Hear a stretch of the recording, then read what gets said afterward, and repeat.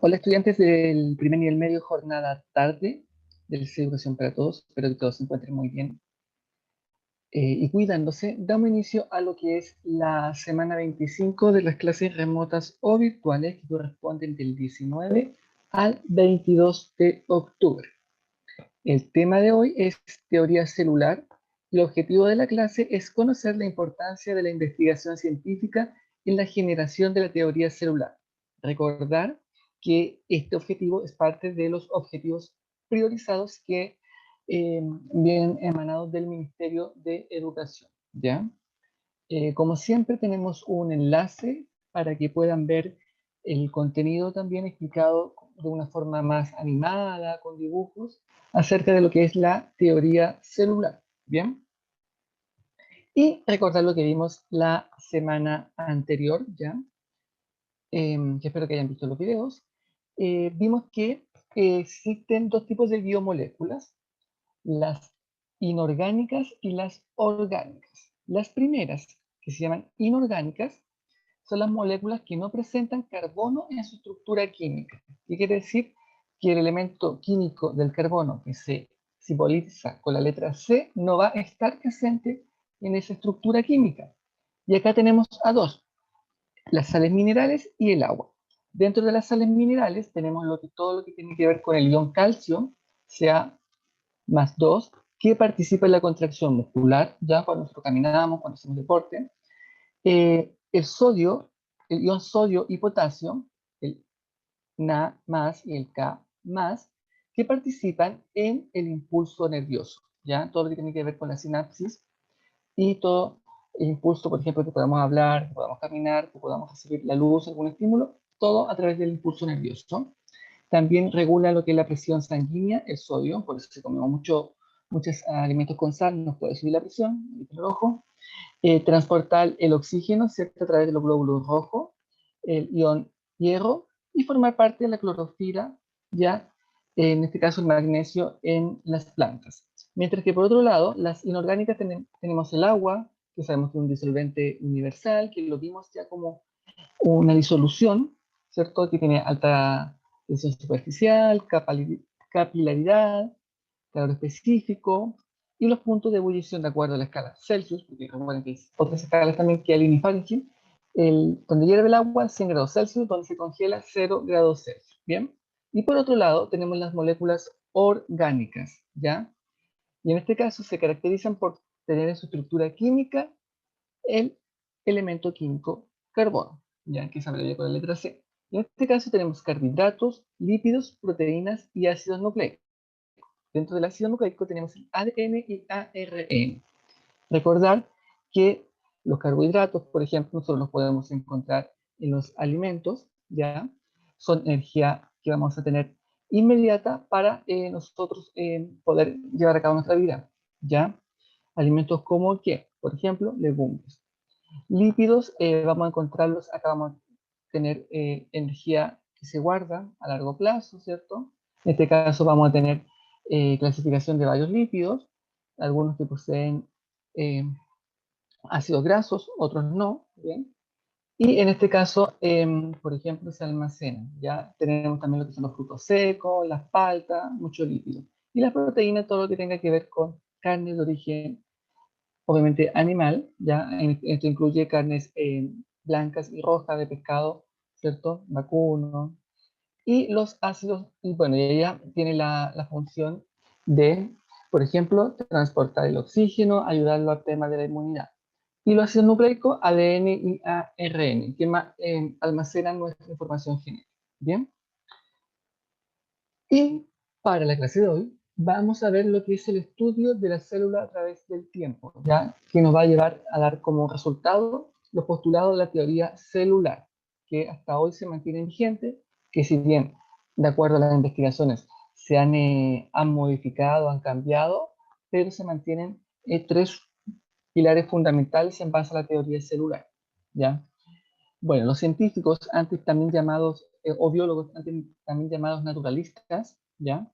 Que eran químicos, eran físicos, una serie de ramas de las ciencias, hicieron estudios. Uno de los primeros que construyó el microscopio, ¿ya? fue Zacharias, él, en el año 1595. Construyó un microscópico óptico compuesto. ¿Qué quiere decir? Que esto es como una estructura tubular, ¿ya? En el cual tenía un lente, una lupa, y podía observar diferentes objetos, diferentes estructuras pequeñas a través de ese óptico, de ese microscopio óptico, ¿ya? Era unicular, o sea que podía ver por un solo ojo, ¿ya? Ahora hay microscopios que se pueden ver por dos ojos, se llaman binicular. El otro científico, Robert Hooke, en el año 1665, usó un microscopio compuesto en base al científico anterior para observar una lámina de corcho. El corcho que nosotros podemos ver en las botellas, por ejemplo, ¿ya? Él que hizo, la observó y la comenzó a describir. Empezó a escribir qué características tenía esa lámina de corcho. Esa lámina de corcho era cortada muy finamente, ¿ya? Por lo tanto, la empezó a observar con el microscopio y se dio cuenta que habían figuras, se lograban ver figuras muy parecidas a lo que es el panel de abejas y una al lado de la otra, ¿ya? Como ordenadas. Y a esas figuras, a las que denominó celda, vienen a ser lo que son hoy células, ¿ya? Pero él les denominó celdas. ¿Ya por qué son celdas? Pequeños cuadritos que él logró ver a través del microscopio. Y la describió a través de notas que ellos escribían a medida que iban haciendo sus observaciones. Pasó el tiempo, ya, no mucho tiempo, ¿cierto? 2 años más. No, un poco más de 2 años más, me equivoqué. Anton Van, el científico, en este caso ya no observó un corcho. Ya en este caso lo que hizo fue observar una muestra de sangre. ¿Ya? Y en esta muestra de sangre descubrió algo muy similar a lo que hizo Robert anteriormente. Vio que existían algunas figuras o algunos elementos que tenían forma, ¿ya? Y en este caso, él, además de haber observado lo que fue la sangre, observó también lo que es un charco de agua. Es como tomar agua que está en un estado más, entre comillas, descompuesto, que se puede ver como de un color verdoso. Y allí lo que observó era que había microorganismos que se movían hacia todos lados, ¿ya? Como salen acá, ¿ya? Los famosos protozoos. En este caso, a ellos los llamó animáculos, ¿ya? Que hoy en día se llaman protozoos, ya que es el nombre científico. Pero en ese tiempo les dio otra nominación. Se movían hacia todos lados y él observó que se podían desplazar y tenían con vida. Bien. Luego, otro científico ya avanzados los años, en el 1838, Matthias Schell, que es un botánico alemán, botánicos son todos los científicos que se encargan del estudio de las plantas, ya sean eh, multicelulares o pluricelulares o unicelulares, que vendrían a ser todo lo que son microalgas. Y observó las muestras vegetales, ya de plantas, y analizó las observaciones que habían hecho los científicos anteriormente a él, hacia atrás. Todas las escrituras que tenían esos científicos, él las fue leyendo y analizando. Y llegó a una conclusión que los vegetales también estaban formados por células, así como los animales, en ese caso, anteriormente cuando se observó la sangre, los vegetales también estaban compuestos por células. Ya tenía el antecedente que anteriormente se había visto lo que era el corcho, ¿cierto? Que el científico lo nombró como células, ¿cierto? Siguieron pasando el tiempo y en 1839 Theodore realizó una observación de tejidos animales. Recuerden que los tejidos es una acumulación o es un conjunto de células que van a tener una misma función. Por ejemplo, puede ser un tejido óseo, ¿cierto? Todo lo que tiene que ver con hueso, tejido sanguíneo, tejido nervioso, ¿cierto? Y vio él y confirmó la idea y la teoría del botánico Matías, ¿ya? Entonces, ¿qué hizo Teodoro? Concluyó que los animales y los vegetales ambos iban a estar formados por células. Si bien se lograba ver una diferencia entre ambos, pero se llegaba a la conclusión de que ambos iban a tener células, ¿ya? Cada uno con una diferente funcionalidad, por lo tanto, obviamente no iban a ser iguales, pero tenían células. Bien, luego pasó el tiempo y el científico Rudolf, en el año 1855, luego de estudiar cómo se originaban algunas enfermedades, ya, él dijo que eso se debía a que las células funcionaban mal, ya, que las células descritas anteriormente funcionaban mal. Y él logró concluir de que una célula venía de otra célula preexistente. ¿Qué quiere decir? Que para que exista una célula anterior a ella debe haber existido otra. Por lo tanto, van a tener un mismo origen, ¿cierto? Un mismo antepasado, como podríamos decir. ¿Ya? Y en base a esos científicos se hizo lo que se llama postulados de la teoría celular, que se basan en tres principios básicamente que ellos se van desglosando entre sí. El primero, que está acá a mano izquierda de un color amarillo, nos dice que la célula es la unidad morfológica de todos los seres vivos. ¿Ya? Esto nos quiere decir que la célula eh, todos los seres vivos van a estar conformados por células, ya sea una o más células.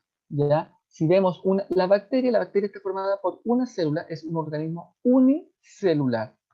Pero si lo comparamos, por ejemplo, con un caballo, o nosotros mismos, somos organismos pluricelulares.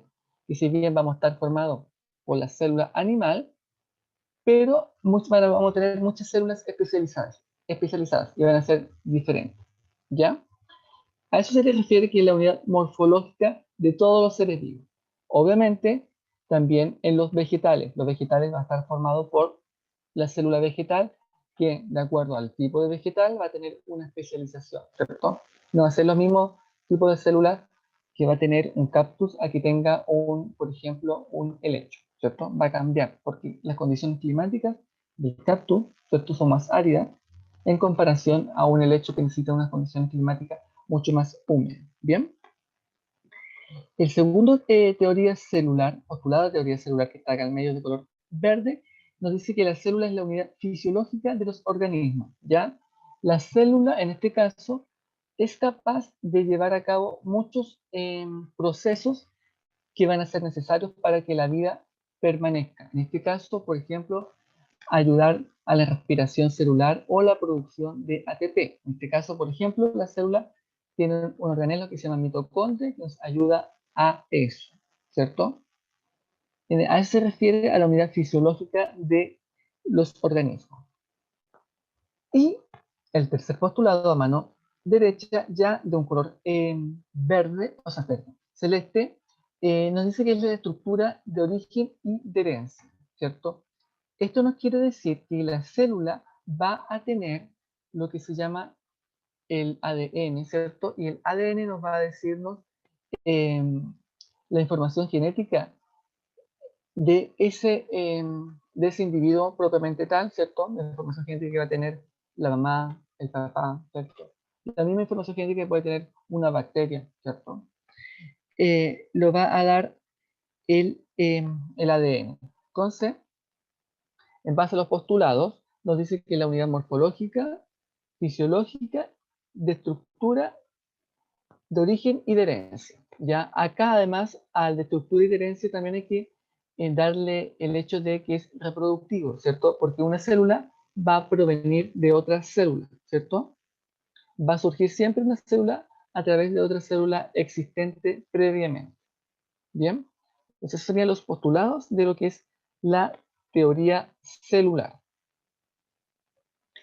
¿Y qué tipos de células tenemos? ¿Ya? Las células se clasifican en dos grandes grupos. Tenemos las procariontes y las eucariontes, ¿ya? La próxima semana vamos a definir qué es cada una de ellas y cada una de las funciones que van a recibir los organelos, ¿ya?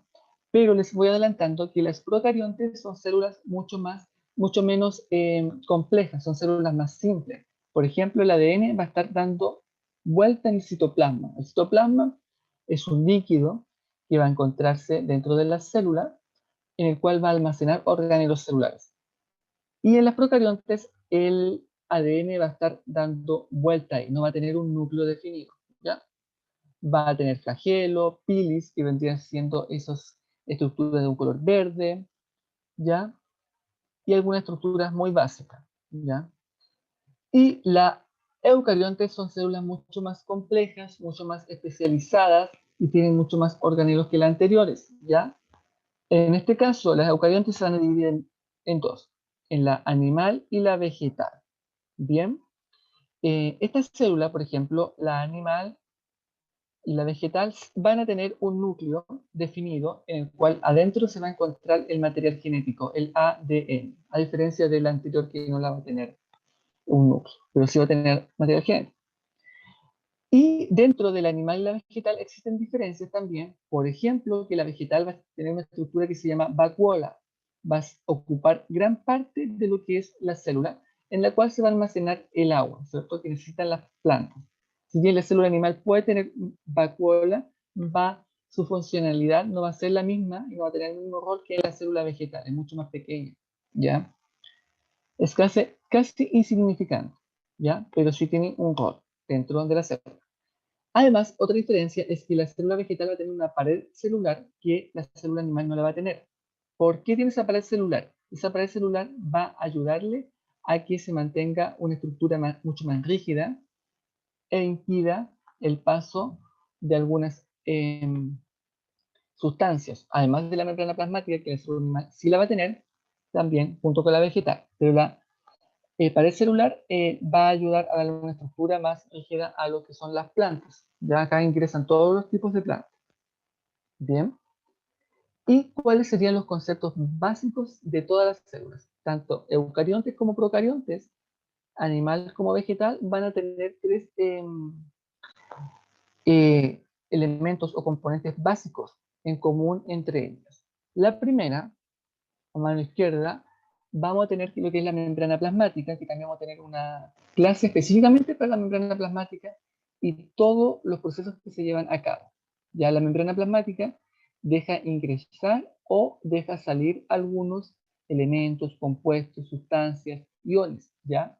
Por eso es tan importante. Es la puerta de entrada y de la salida de sustancias, ¿ya? Por lo tanto, aísla las células. Es, por ejemplo, supongamos que la membrana plasmática viene a ser los ladrillos de una casa, ¿ya? Está rodeada de, ¿cierto? La casa por esos ladrillos. ¿Va a ingresar o va a dejar, o sea, va a ingresar alguna sustancia o bien va a impedir que ingresen o salgan, ¿ya?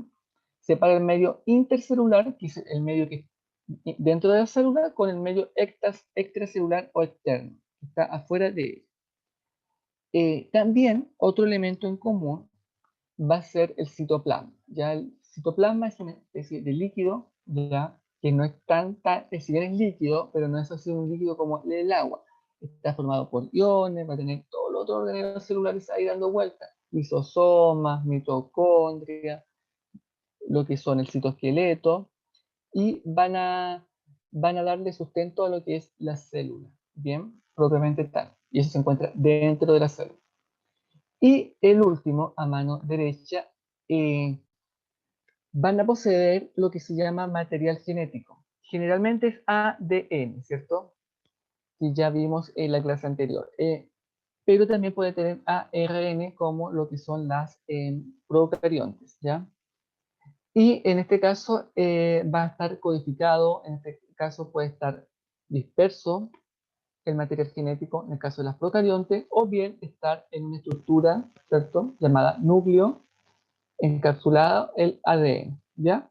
Y nos da la información y las características de ese individuo propiamente tal. Nos dice, por ejemplo, nosotros qué color de cabello vamos a tener, qué color de ojo, ¿cierto? Color de piel, si tenemos alguna enfermedad genética. Nos va a decir ahí. ¿Bien? Esos son los tres componentes básicos de todas las células. Y como siempre, recordar que cualquier consulta al correo profesorguerrero@clpt.cl o al correo pie.colegiosanluis@gmail.com, y también a través del Facebook, Instagram, redes sociales ya que tenemos, y el WhatsApp, ¿ya? Bien, entonces la guía de aprendizaje número 25, que es de la teoría celular. Lo número 1 dice, realiza un esquema con dos tipos de células. Acá usted tiene que hacer un esquema con la célula eucarionte, procarionte, y la eucarionte, ¿cómo se divide, cierto? En animal y vegetal. Usted lo coloca acá. Lo puede utilizar, por ejemplo, lo que son mapas conceptuales, ¿cierto? Número 2 dice, nombra los componentes básicos que presentan de igual forma las células procariontes y eucariontes. ¿Ya? Los tres elementos básicos que tenían en común ambas, ahí usted los menciona, ¿ya? No tiene que definir cada uno, solamente que mencione los tres y estaría bien. Y el número 3 ya en adelante son preguntas de selección múltiples, en el cual usted debe ver cuál es la alternativa correcta. La primera se refiere a los postulados de la teoría celular. ¿Es correcto a qué? Y se enumeran ahí tres enunciados. Y usted tiene que tocar cuál es correcta, el 1, el 2 o el 3, y buscar la alternativa entre la A la E. Luego, en la pregunta 4 dice, ¿quién construye el primer microscopio óptico compuesto formado por un ocular y un objetivo? Usted ahí lo ve en la diapositiva y le va a salir el nombre. Es el primer científico que sale ahí dentro de las diapositivas. Luego viene lo que propuso Rudolf, ya, y tiene que colocar, ver si propuso los tres postulados que salen aquí, solamente uno o dos. Bien, ahí usted lo lee también, busca lo que dice cada uno, él específicamente, y si concuerdan o no cada uno de estos enunciados, y marca la alternativa correcta. En el número 6 dice, realiza una línea de tiempo con un postulado por cada autor sobre el estudio de la célula a través del tiempo. Bien, acá se nombraron 6 científicos, por lo tanto usted coloca el nombre del científico, ¿cierto? El año, comienza desde el más antiguo al más nuevo, y posteriormente abajo coloca un postulado de ese científico propiamente tal. Lo pueden cerrar en un círculo, hacer como una nube y ordenarlo, ¿ya? De derecha a izquierda. De la derecha el más antiguo, a la izquierda el más nuevo. Y viene la famosa pregunta esencial que acá recalcar que esto lo tienen que enviarme los chicos. ¿Por qué? Porque esto va a ser parte de la evaluación del segundo semestre, ¿ya? Tiene que cada uno de los estudiantes enviar su pregunta esencial respondida. Ya hay estudiantes que me la han enviado, yo le he dicho si está bien o le falta algo. Generalmente todo me lo han enviado muy bien y correcta. La idea es que me lo envíen al WhatsApp por mensaje interno, ustedes me hablan y yo les recibo la pregunta. Puede ser una copia, una foto, ¿cierto? Ya sea al computador, al libro, al cuaderno, lo que tengan usted a mano, y ahí usted lo escribe, ¿ya?